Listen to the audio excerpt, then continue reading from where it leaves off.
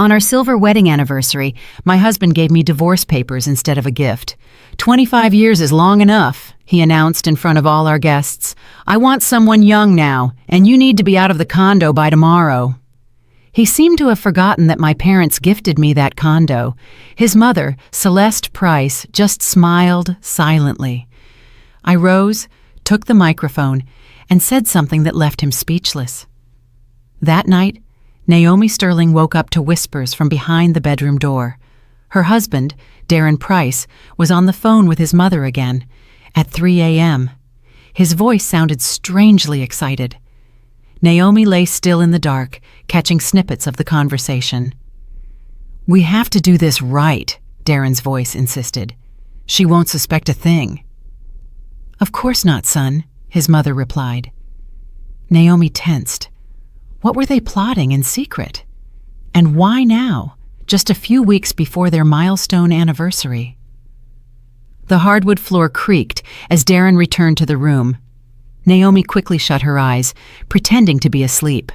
He slipped into bed carefully, but she could feel his body was stiff, restless. The next morning, everything felt odd. Darren was unnaturally affectionate. "Naomi, my love," he said, kissing her cheek. He smelled of expensive cologne. "How about we choose the restaurant for our anniversary today? I want everything to be perfect." "Perfect?" Naomi raised an eyebrow. In 25 years of marriage, Darren had never been so enthusiastic about a family celebration. She always organized everything, and he only found fault. "Fine," she replied carefully, watching him rush off to work. His cell phone was on the nightstand. The screen lit up with a notification. Naomi couldn't help but look. It was a calendar reminder. Call S at 11 a.m. "Hey, Dee," she asked casually, watering the window plants. "Who's the S you have in your contacts?" Darren spun around abruptly. For a second, Naomi saw panic flash in his eyes, but he quickly calmed himself. Sanchez, a colleague from Seattle, just consulting him on a work issue." A lie. Naomi knew her husband like the back of her hand. When he lied, his left eye always twitched, just as it was doing now. "I see," she replied with a smile, but deep inside, her chest tightened.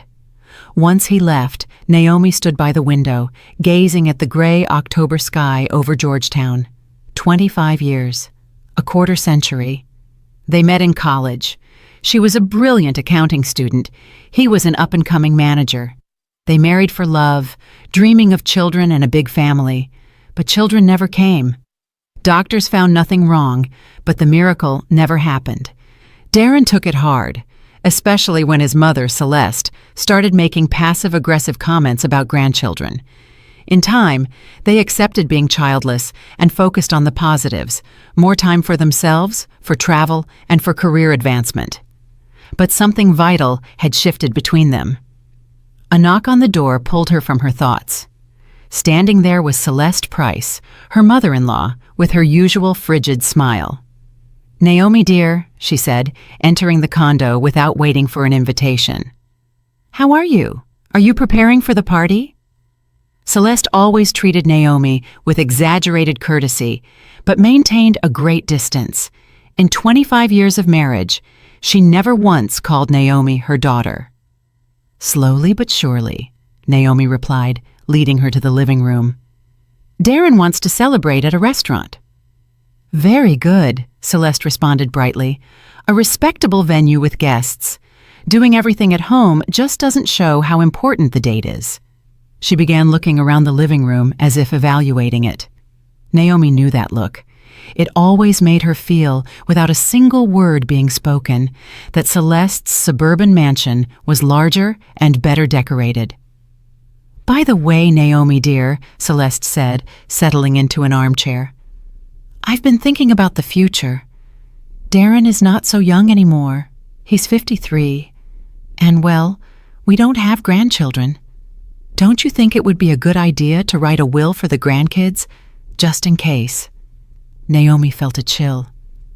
"What grandchildren, Celeste? We don't have children." "Well, for my nephews," she said dismissively, waving her hand. "I have 2 nephews, good boys, studying, working. If we don't, the government will take everything. Naomi slowly placed her teacup on the table. And where do you keep the condo papers? Celeste suddenly asked, as if it were a casual afterthought. I'm just thinking about the boys' future. The nephews, the young people. That was it. Naomi understood the subtext. They're in the safe, she replied dryly. But why do you ask? Oh, just in case. You never know what might happen. It's good to know where things are. When Celeste finally left, Naomi sat in silence, piecing things together.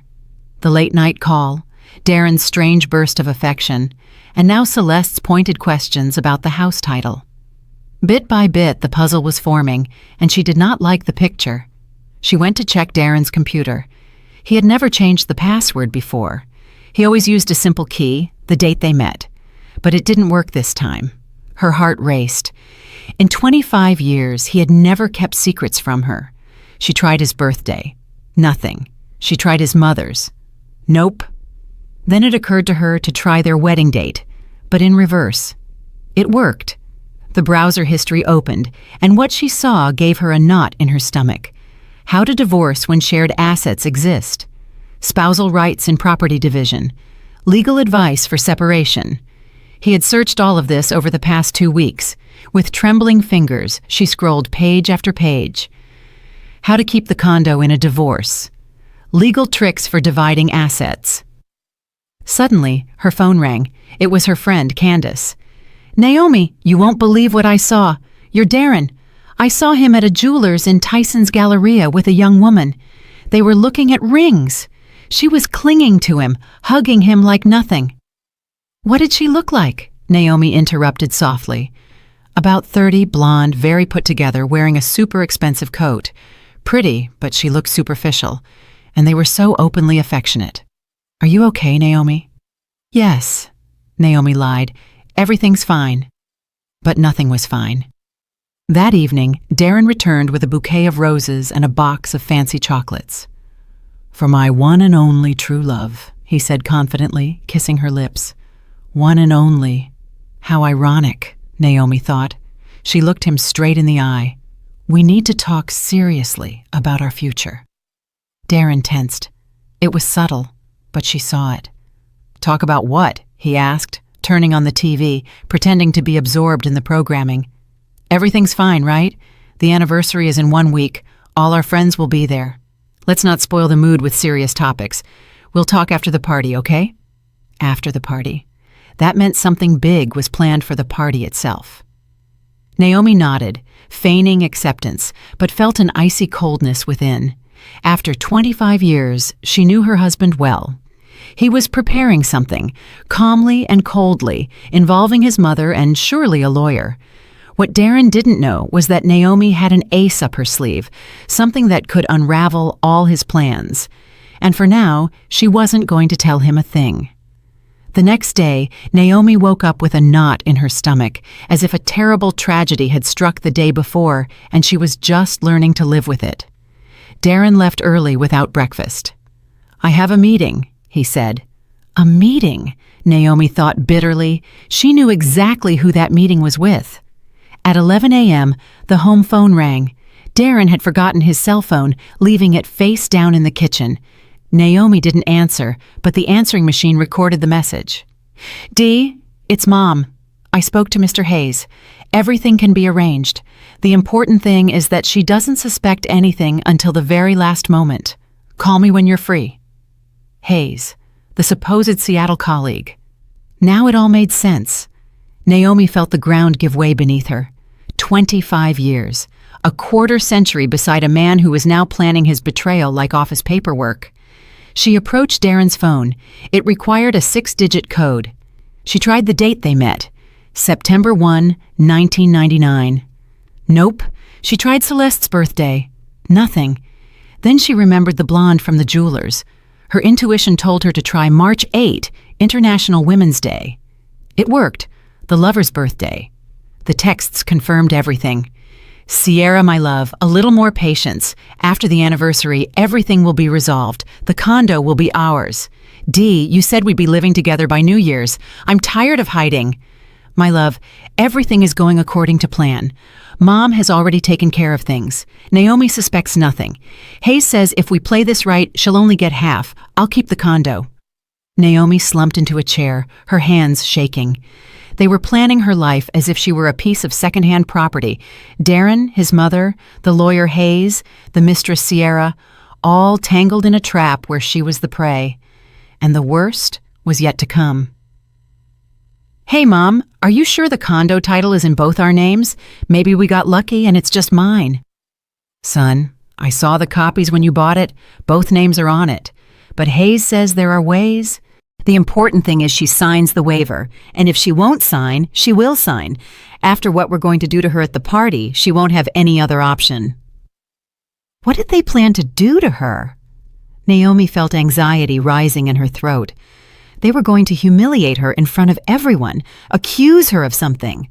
Without wasting time, she copied all the important messages to her own phone and put Darren's phone back where she found it. She needed a plan. She needed help. She called Aisha Cole, her college friend, now a family attorney. They didn't talk often, but their friendship remained strong. Naomi, Aisha said when she answered. Long time no talk. How are you? Can we meet today? Naomi asked, trying to sound calm. I need a consultation. Sure, I'm free at 6. Come to the office and we'll talk. Aisha's office was downtown, in a modern high-rise. She greeted Naomi with a hug, but immediately noticed the tension. Sit down. Tell me everything. What happened? Naomi took a deep breath. Let's just say an acquaintance of mine is having trouble with her husband. He wants a divorce but is hiding it, and it seems he's setting a trap. Aisha looked at her intently. You sure this is a hypothetical acquaintance, Naomi? Naomi was silent for a few seconds, then told her everything. The late-night calls, the phone messages, Sierra, her mother-in-law's scheming, everything. Aisha listened, occasionally asking for clarification. I understand, she said finally. This is serious, but you're not lost. The good news is you reacted in time. Tell me about the house. When did you buy it? Whose name is on the title? We put both names on it in 2005, equal shares. Are you formally employed? Yes, I'm the controller at Alliance Development Group. I've been there for 15 years. And the weekend cabin is also in both names, but it's not worth much. The condo is the main asset. Aisha jotted down notes. Naomi, they can't do anything to you if you keep a clear head. In a divorce, everyone receives what is legally theirs. No one can force you to waive your share. But it's clear they are planning something dirty. They want to put you in a weak emotional position, a scandal, an accusation, something to break you. You need to be ready. How do I prepare? Gather evidence. Take photos of the messages. Record conversations if you can. Move some of the money into an account only in your name. Most importantly, don't let them know that you know what they're doing. Naomi nodded. For the first time in days, she felt something close to relief. She had a plan. She had support. Thanks, Aisha. How much do I owe you? Aisha smiled. Nothing, girl. Friends don't charge. Just keep me in the loop. And remember, no matter what happens, you are not alone or defenseless. Naomi returned home determined to act, but what she found upon arrival confirmed the war had already begun.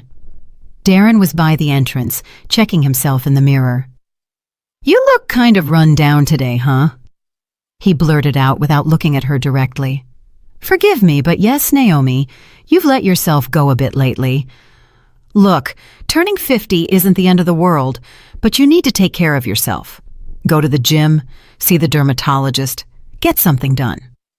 I saw Candace's daughter today. She's 30, but looks 25, very polished. And you? Well, you understand.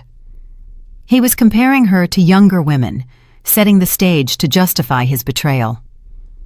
I have a meeting tomorrow, he announced suddenly. It's Saturday, but it will take all day. Another date with Sierra. That's fine, Naomi replied calmly. And Sunday, I'm going with Mom. I'm going to set up her new smart TV. Spending time with the trader's family. That night, When Darren was in the shower, Naomi reviewed their joint bank account online. In the last month, $30,000 had been withdrawn in several transactions, gifts for Sierra, payments to the lawyer, and who knows what else, all with their shared money. Naomi let out a nervous, brittle laugh. They were using her own money to plan her downfall, but she had an ace up her sleeve, something they didn't know. A week prior, a letter had arrived from a notary. Her Aunt Josephine, her father's older sister, had passed away in Germany. She had no children or spouse. She left her entire estate to Naomi, her only niece. This included a condo in Munich valued at $800,000, USD equivalent, a bank account with $570,000, USD equivalent, another luxury investment condo in Miami Beach, Florida. Total value, over $3 million.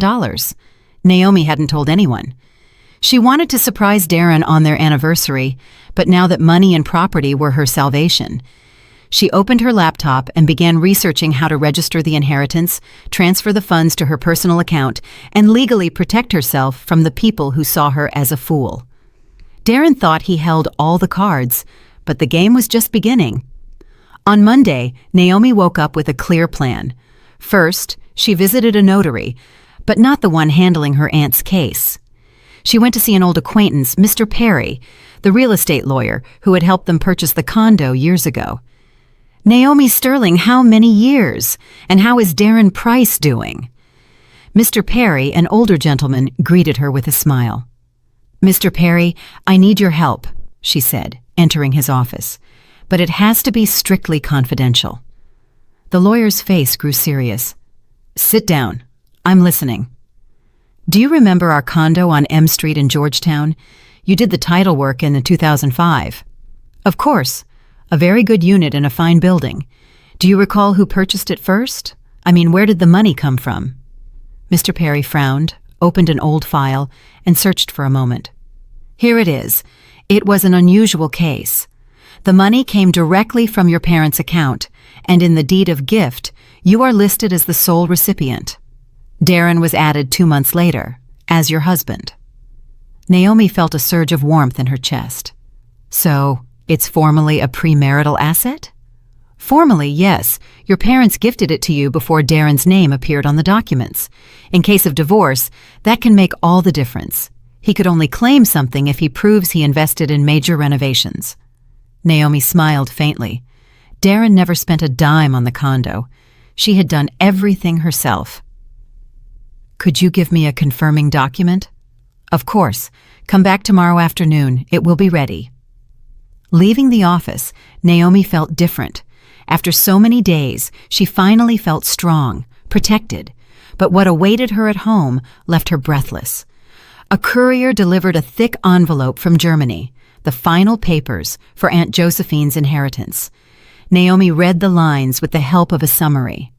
A condo in Munich valued at $800,000, a bank account with $570,000, and the luxury investment condo in Miami Beach. More than $3 million in total. She sat in the living room. She was now a wealthy, independent, free woman, but Darren shouldn't know. Not yet. Her phone rang. It was Darren, his voice overly cheerful. Naomi, my love, I was thinking, what if we really celebrate our anniversary? Colleagues, friends, everyone. Why such a big deal, Dee? Why? It's 25 years. A silver anniversary. I want everyone to see what a perfect family we have. I already reserved the ballroom at the Watergate Hotel for 100 people. 100 people for her public humiliation. Isn't that expensive, Darren? We're supposed to be saving. Don't worry about it, he interrupted. The money is there. The important thing is the impression. We'll invite my boss, yours. Everyone needs to see how happy we are. What a cynical lie. Fine, Naomi said calmly. Whatever you say. Perfect. I have a meeting with some partners. We'll talk tonight. Partners. Naomi knew what that meant. In the afternoon, Celeste Price arrived with a gift. Naomi, dear, she said in a sugary voice, handing her an envelope. This is from me to you. It was a consultation with an excellent family lawyer. Just in case, you never know. Naomi opened the envelope. A business card. Hayes and Associates, Divorce and Property Law. With a note. Free consultation anytime. The audacity. They were giving her a consultation with the very lawyer who was planning her betrayal. "Thank you," Naomi said dryly. "Very thoughtful." "I worry about you, daughter." Daughter. For the first time in 25 years, her mother-in-law called her that, just before stabbing her in the back. After Celeste left, Naomi began to clean. In one of Darren's jackets, she found a crumpled card. Mr. Hayes, family law, divorce, asset division, alimony. The same lawyer, the same plan. Darren came home late that night, cheerful and smelling of expensive perfume. He hugged Naomi. "Everything is ready. Restaurant, menu, guests. It will be unforgettable." Naomi looked at him coldly. He was right. It was going to be unforgettable, just not the way he imagined. "Dee, what cologne are you wearing? That's not yours." He hesitated. "I got on the elevator with the neighbor. She wears a very strong perfume, and it clung to my jacket, one lie after another. By the way," he said, walking toward the window, "at the anniversary, I'm going to give a special speech about our life and our future plans." "What plans?" "You'll see. It's a surprise." A surprise? Naomi felt a chill. She couldn't sleep that night. Around 2 a.m., she heard a murmur. Darren was on the phone in the hallway. She got up quietly and pressed her ear to the bedroom door. "Mom, everything is perfect. The restaurant is booked. Guests are confirmed. After the toast, it will all just happen. Are you sure she doesn't suspect anything?"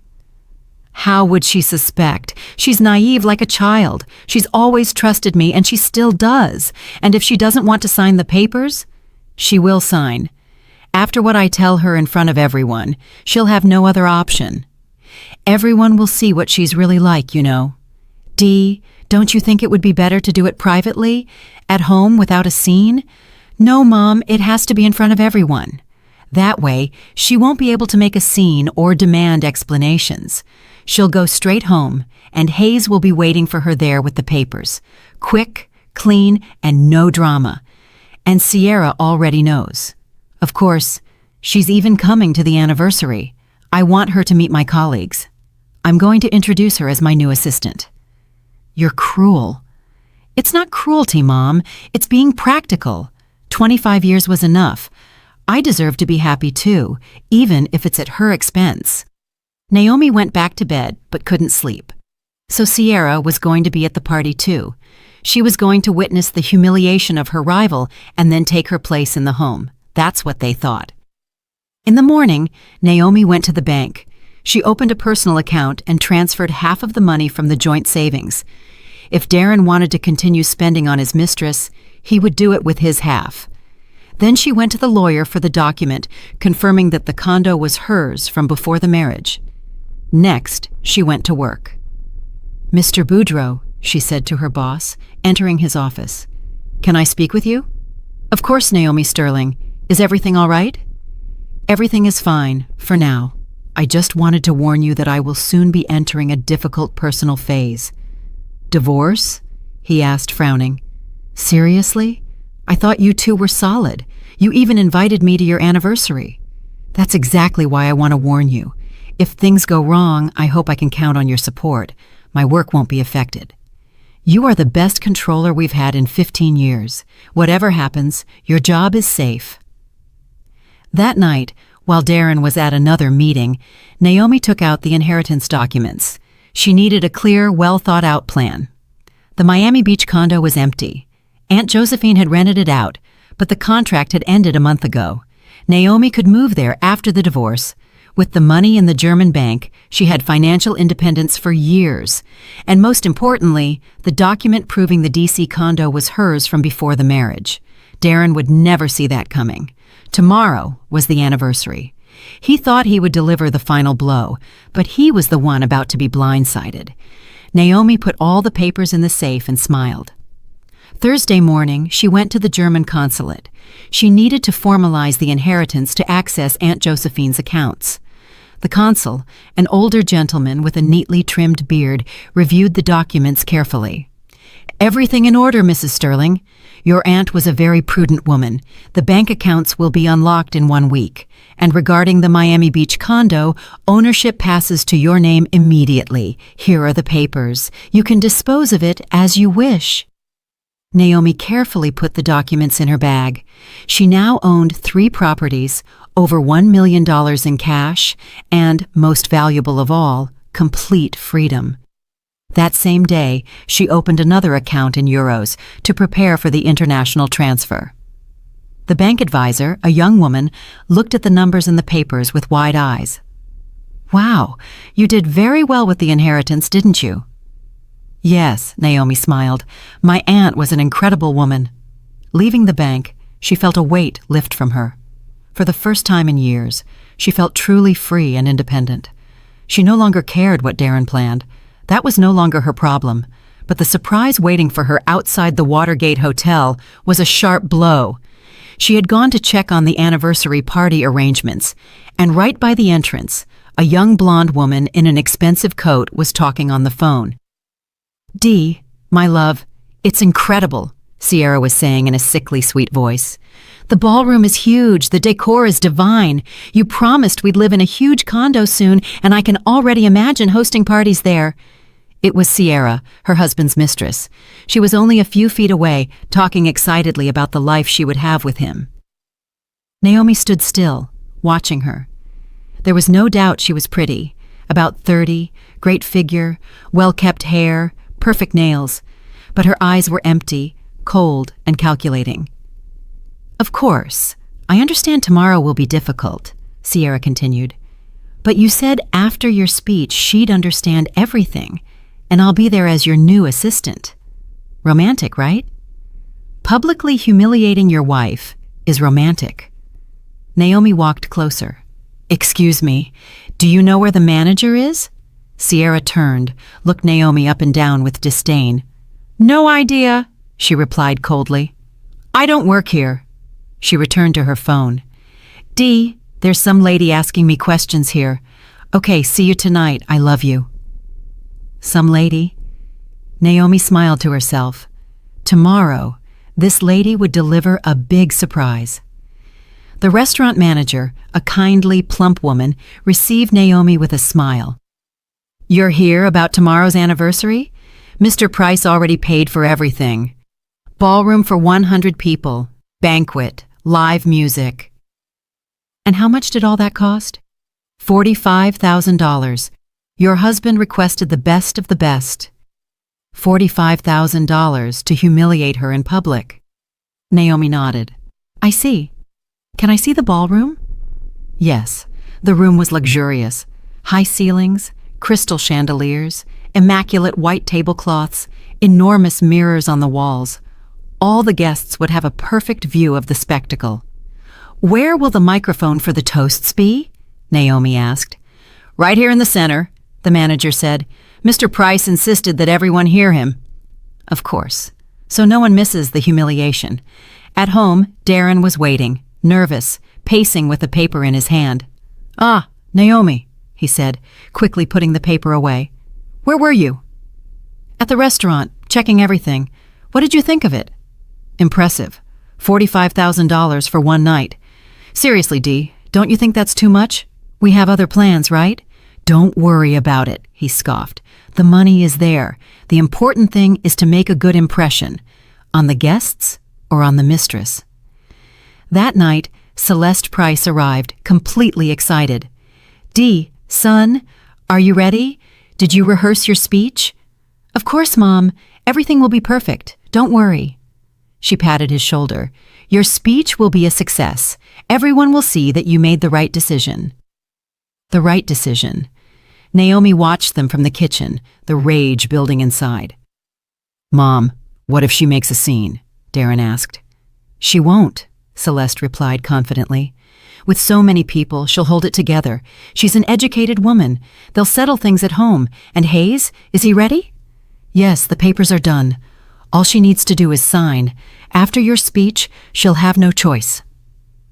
Naomi quietly went to the bedroom and took her own papers from the drawer. She had everything ready. She put all the documents into a small folder, the paper stating the condo was hers from before the marriage, the inheritance documents, and the statement for her new bank account. Tomorrow, those documents would change everything.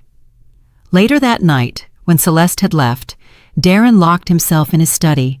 Naomi heard him rehearsing his speech, murmuring words to himself.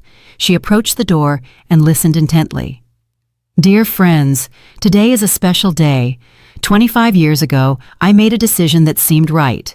But life moves on, people change, and sometimes you have to have the courage to admit your mistakes. Mistakes?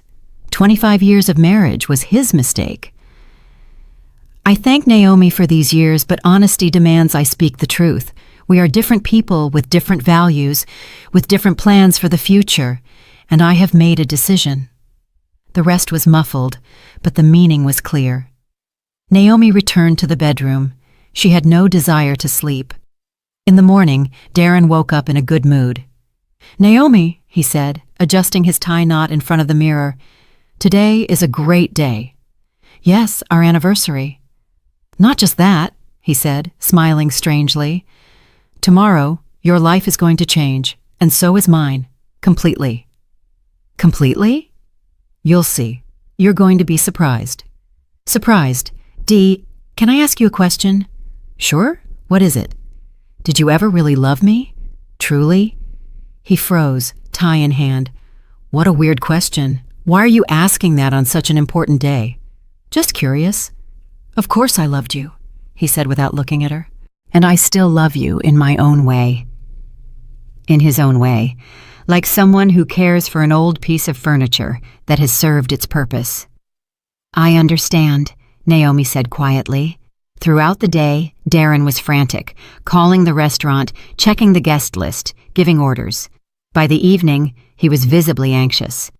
Are you ready, Naomi? She stood before the mirror in a new, elegant dark blue dress, bought especially for this day. Ready. Then let's go. It's time for the truth to be known. The truth. Naomi grabbed her purse where the documents rested. Yes, it's time for everyone to know the truth. They didn't speak on the drive. Darren was nervous, drumming his fingers on the steering wheel. Naomi watched the city lights through the window. 25 years ago, they also rode in silence to the courthouse, but that silence was one of excitement and love. Today, it was the silence before a battle. Naomi, Darren said when they arrived at the hotel, no matter what happens today, I want you to know that I wish you the best. The best. What a cruel mockery. Thank you, Dee, she replied with a serene smile, and I wish you receive exactly what you deserve. The ballroom at the Watergate Hotel sparkled. 100 guests were seated at round tables with white roses and gold candles. At the head table sat the hosts. Naomi smiled and accepted congratulations, but inside, she was tense. The blow was coming any minute. Naomi, you look stunning today, said Marina, a coworker. 25 years together. How romantic. Yes, Naomi said, looking around. Very unexpected, all of it. In one corner of the room stood Sierra, Darren's mistress. She had been introduced as his new marketing assistant. Young, pretty, in a very expensive dress, she chatted calmly with some colleagues as if nothing were amiss. Darren Price, congratulations on your anniversary, said Mr. Michael Boudreau, the CEO of Darren's company. Rarely does one see such solid couples. Thank you, Mr. Boudreau, Darren replied, shaking his hand. Today is a special day. I even prepared a very special speech. A speech. Naomi's throat went dry. Celeste Price went from table to table, receiving compliments for her good son and the ideal wife he had. Her eyes glowed with satisfaction. She knew what was about to happen. At a small table in the back, a man in his 50s in a dark suit sat very seriously. Naomi didn't know him, but she recognized his picture. Mr. Hayes, the lawyer. He was there in case a signature was needed. Dear guests, The voice of the master of ceremonies sounded over the microphone. "May I ask for your attention? Darren would like to say a few words in honor of his wife." A silence fell. Everyone turned toward the main table. Darren stood up, took the microphone, and smiled broadly. "Friends, thank you for being here on this important day. 25 years is no small thing. It's a quarter century alongside one person." The guests nodded, raising their glasses. "I've thought a lot about our life together," Darren continued, "about what united us, what made us happy, and what didn't so much." Naomi tensed. "It's starting," she thought. "And I realized something very important. People change. What seems right when you're young can eventually turn out to be a mistake." The ballroom grew quieter. People exchanged confused glances.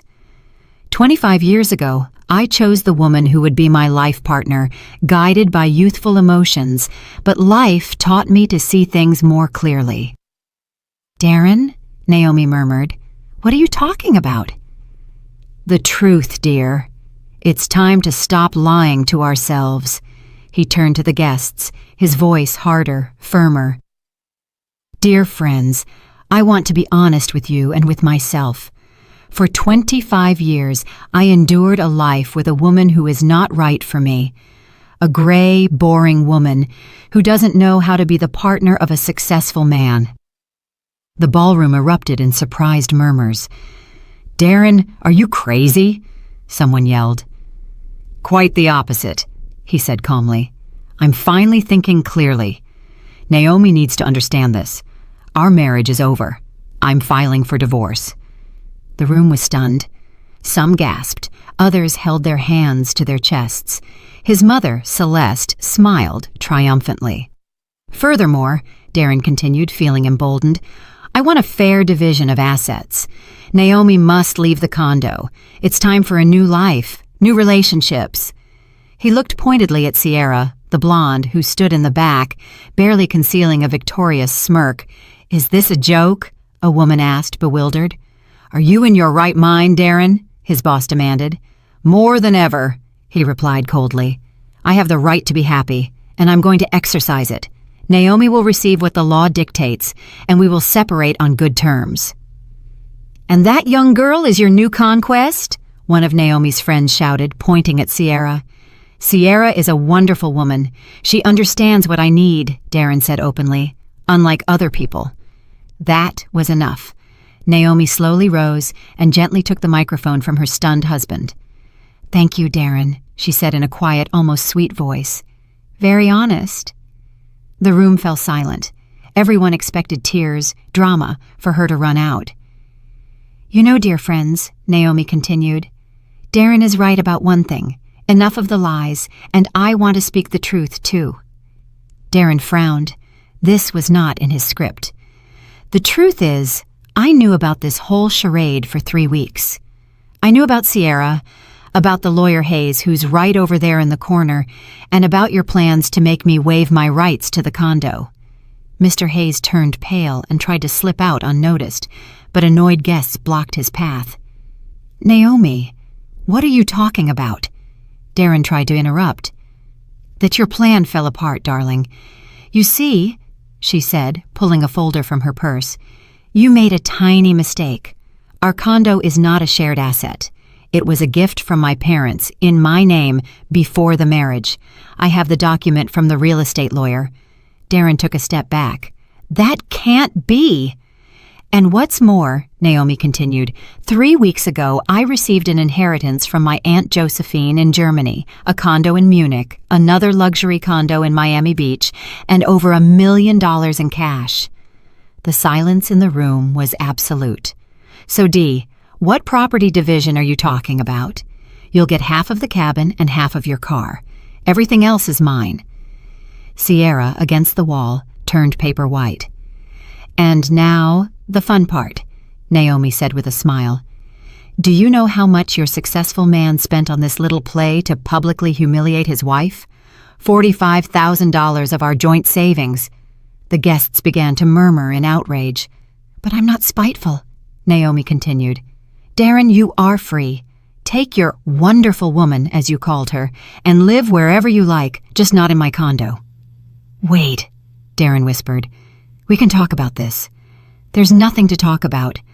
I'm filing for divorce tomorrow. Hayes can leave. I don't need him anymore. She then turned to the guests. Dear friends, I apologize for ruining your evening, but sometimes the truth is more important than appearances. Thank you for coming. Now you know who is who. Naomi placed the microphone on the table and walked toward the exit. Behind her, a scandal erupted. Darren, you are a complete scoundrel, a woman yelled. How could you do that to your wife? 25 years and you pull this? Sierra tried to leave discreetly, but a furious group of guests blocked her path. And what about you, homewrecker? Did you think stealing another woman's husband would be easy? Have you no shame? Celeste Price went from table to table, trying to explain, but no one listened. Meanwhile, Naomi walked out of the restaurant and breathed the cool night air. Freedom. She paused at the door and looked back at the chaos inside. Through the large windows, she could see the house of cards Darren had built over months collapsing. He was in the middle of the ballroom, pale, confused, like an actor who had forgotten his lines. The microphone lay on the floor, guests yelling around him. Mr. Michael Boudreau, the CEO, approached him. Darren Price, I am deeply disappointed in you after this show. I think we will have to review your position in the company. But Mr. Boudreau, you don't understand, Darren stammered. It's not what it looks like. Naomi twisted everything. Twisted? Interjected Marina, one of Naomi's co-workers. We all heard what you said. 25 years enduring a colorless woman? Aren't you ashamed? In another corner, a different scene unfolded. Sierra, finally realizing her dream of living in a luxury condo was over, pushed her way through the angry guests. Dee! She grabbed Darren's sleeve. What's going on? You promised me a condo. Where's the money you gave me for our new life? Shh, Darren whispered, nervously looking around. Not here. Why not here? Sierra yelled, growing hysterical. I've been waiting for 3 months. You said we'd live like kings after the divorce, and now what? Guests turned, curious, some already recording on their cell phones. Stop it, Darren pleaded. We'll talk later. But Sierra let out a bitter, almost hysterical laugh. Talk about what? You don't have a condo or money. You fooled me. She turned to the guests. Do you want to know the truth? This successful man promised me riches for 3 months. He bought me jewelry with his wife's money. He promised me a huge downtown condo. Sierra, shut up! Darren screamed in desperation, but it was too late. And he also took out loans using their shared assets as collateral, she spat out, getting carried away. He thought his wife would never find out. He took $20,000 from Chase Bank and another $15,000 from Wells Fargo. He spent it all on me. The room was silent. Even Naomi hadn't known about that. Celeste Price, who had tried to be inconspicuous, rushed toward him. Dee, son! What is this woman saying? What loans? What inheritance of Naomi's? Mom, now is not the time, Darren mumbled. Not the time. I mortgaged my mansion to give you money for the lawyer. And now what? How am I going to pay? Another blow. Even his mother was now in debt because of his scheme. Wait, one of the guests intervened. Did I understand correctly? The 3 of you planned to deceive Naomi? No, 3, 4, Sierra injected venomously. The lawyer Hayes, too. He was going to make her sign the waiver to the condo. Everyone turned to the corner where Hayes had been sitting, but his chair was empty. The lawyer had already bolted. Snake! Celeste Price shrieked, lunging at Sierra. This is all your fault. You drove my son crazy. My fault? Sierra retorted indignantly. It was your son who groomed me. He told me his wife was a fool, that he'd manipulate her easily. Men separated them just as a fight almost broke out. What a disgrace, a woman said loudly. Mr. Boudreau, doesn't Naomi work for you? Yes, And she is the best controller I've had in 15 years, the CEO said firmly. After this circus, the only thing I'm going to do is raise her salary. And this guy, he looked at Darren with contempt, should look for another job. With this reputation, he won't get far. Darren went back and forth between his mother, his mistress, and the indignant guests, trying to fix something. "People, you don't understand," he yelled. "I have the right to be happy. 25 years is too much." An older woman approached him, Aunt Clarice, Naomi's aunt. "And did you think about how she felt living 25 years with an egoist like you?" Aunt Clarice is right. Other family members of Naomi supported her. "What a disgrace. People like you don't belong in our family." "Good thing Naomi found out in time," added her cousin Dwayne. "Otherwise, you would have kept fooling her whole life." "Hey, what if we upload this to social media?" one of the young guests said. "Let everyone know who this guy Price is." "Yes," others agreed. "We have to trend the hashtag #silver anniversary traitor." "No, wait," Darren begged. "Don't do it. This is my private life." "Private?" Sierra laughed. "You humiliated your wife in front of 100 people, and now you care about privacy?" Slowly the guests began to leave, first Naomi's family, then her coworkers, and then their acquaintances. As they left, each one gave their opinion. "Darren Price," a colleague said on his way out, "after tonight, don't even say you know me." "What a shame for the family," a neighbor muttered. "And now, how is he going to face people?" "You're trash," one of the men said bluntly as he passed. "You exposed your wife like she was a joke in front of everyone."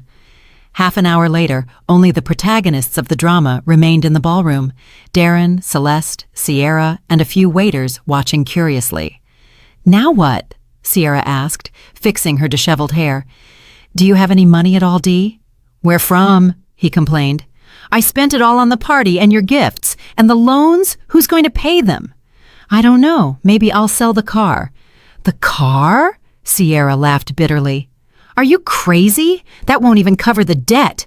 And what about me? I left my ex for you." "I don't know," Darren repeated. "I don't know what to do."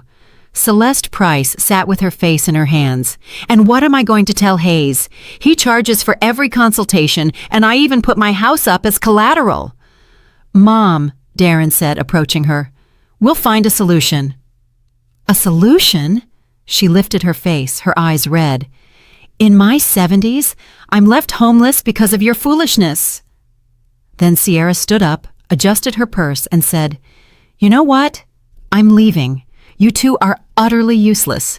Dee, don't ever call me again. And the money you owe me for the last 3 months? Forget it. Consider it a payment for this life lesson." She paused at the door and turned. "Your wife is one badass woman. It's a shame I only met the real her today. Those are the women who deserve respect." She left, the sound of her heels echoing sharply. Darren and his mother were left alone in the ballroom amidst half-eaten plates and spilled glasses.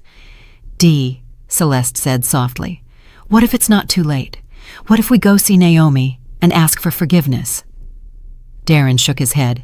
"It's too late, Mom. You saw her face. She will never forgive us." "Then what are we going to do?"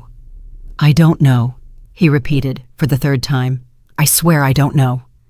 Meanwhile, Naomi was in a taxi back to the condo, watching the city lights.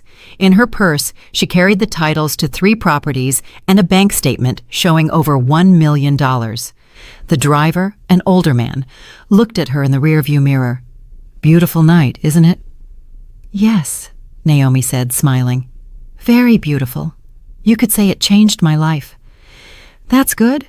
Some days just change everything." "That's exactly right," she replied. Everything changed. And indeed, her life changed forever. 3 months later, Naomi was in court, watching the life of the man she had been married to for 25 years fall apart. Darren looked 10 years older, gray hair, a worn face, a cheap suit instead of his usual expensive ones. The judge, an elderly woman with glasses, reviewed the documents carefully. "Very well," she said finally. "The court decides the following. The condo on M Street in Georgetown is the separate, premarital property of Mrs. Naomi Sterling and is not subject to division. Darren panicked. His lawyer, no longer Hayes but a young public defender, just threw up his hands. The cabin property is considered marital property and is divided in half. The same goes for the Lexus ES300 car. Your Honor, Darren's lawyer stood up. My client used that car for work. Denied, the judge replied dryly. The car was purchased with common marital funds. Naomi said nothing. Her friend and lawyer, Aisha, smiled discreetly. Everything was going according to plan. Furthermore, the judge continued, it was proven that Mr. Darren Price concealed significant debts from his spouse, a $20,000 loan at Chase Bank, a $15,000 loan at Wells Fargo, and an $8,000 quick loan. The total debt is $43,000. But those are his personal debts, the young lawyer protested. According to Family Code Section 39, the judge replied calmly, debts incurred during the marriage are the responsibility of both parties. However, since the money was not used for family welfare, but for the personal affairs of the petitioner, he shall be solely responsible for their repayment. Darren went even paler. $43,000 in debt, and it was all his. This court solemnly decides, the judge concluded, to dissolve the marriage between Darren Price and Naomi Sterling. The respondent retains the condo and all bank accounts. The petitioner retains half the cabin value and half the car's value. No alimony is assigned, as there are no minor children. The gavel strike marked the end of a 25-year marriage. Leaving the courthouse, Naomi felt a strange peace, as if a great weight had finally been lifted. Naomi! Darren shouted. Wait! She turned. Her ex-husband stood on the steps, clutching a folder of documents. What do you want to say? Forgive me, he said in a low voice. I was a selfish fool. You didn't deserve what I did to you. Naomi looked at him closely. Was it sincere remorse, or did he just want to make her feel bad? Darren, she said calmly, I don't hold a grudge. We're just very different people.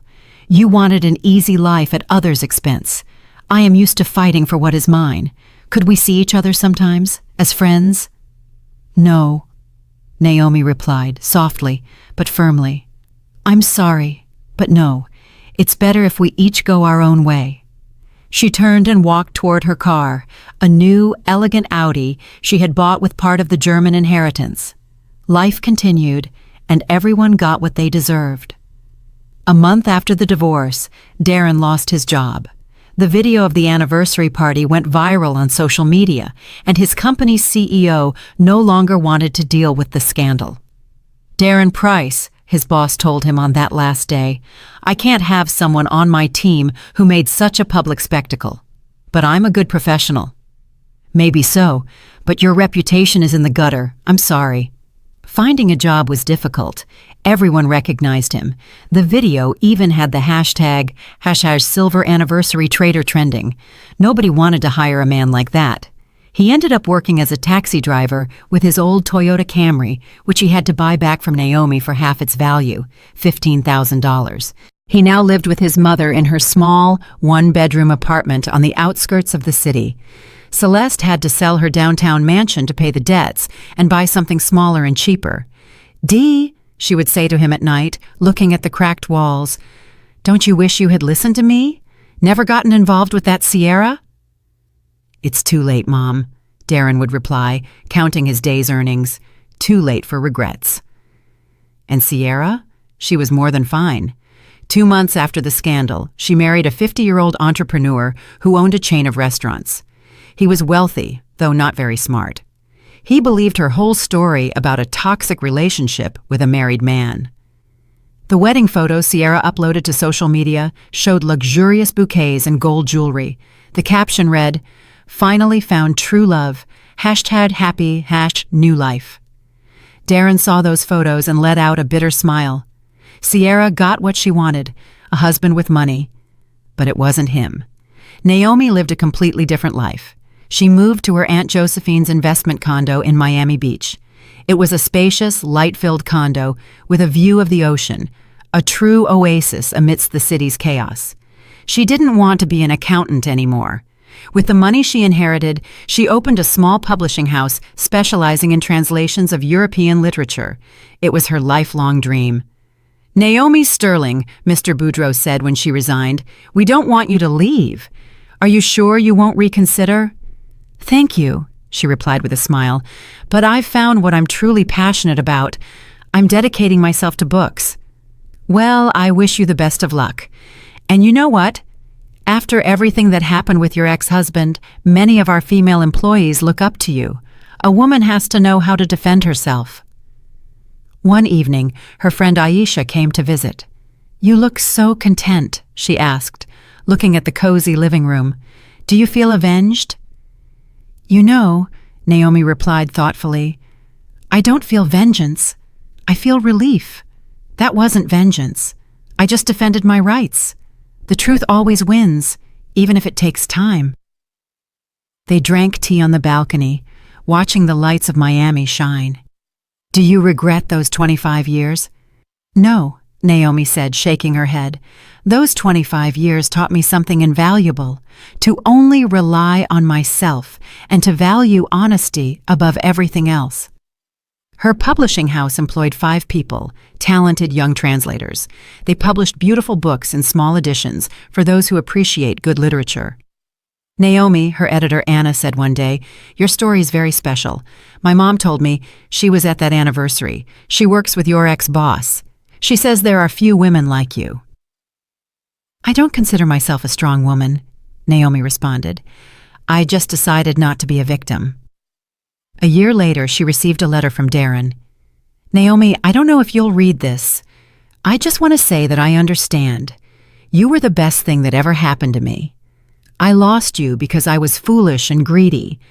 I don't ask for forgiveness. I know I don't deserve it. I just want you to know that you deserve the best in the world. Be happy. Darren." Naomi read the letter and filed it away in a drawer. No anger, no sadness, just a memory of a past life.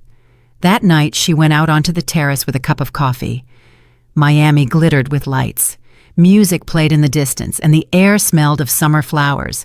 She was free, financially independent, doing what she loved, and for the first time in many years, she felt truly happy.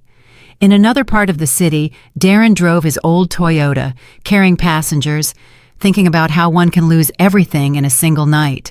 Yes, the truth always conquers the lie, even if it sometimes takes a while. Did you like my story, and which city are you listening from? Let's meet in the comments. If you like the story, you can support me by sending a super thanks so I can keep bringing more stories like this. Thank you so much for your sweet support. I'm looking forward to your comments on the story. On the screen, you can see 2 new life stories that I highly recommend. There's so much more on my channel. Don't forget to subscribe. See you in the next life story with love and respect.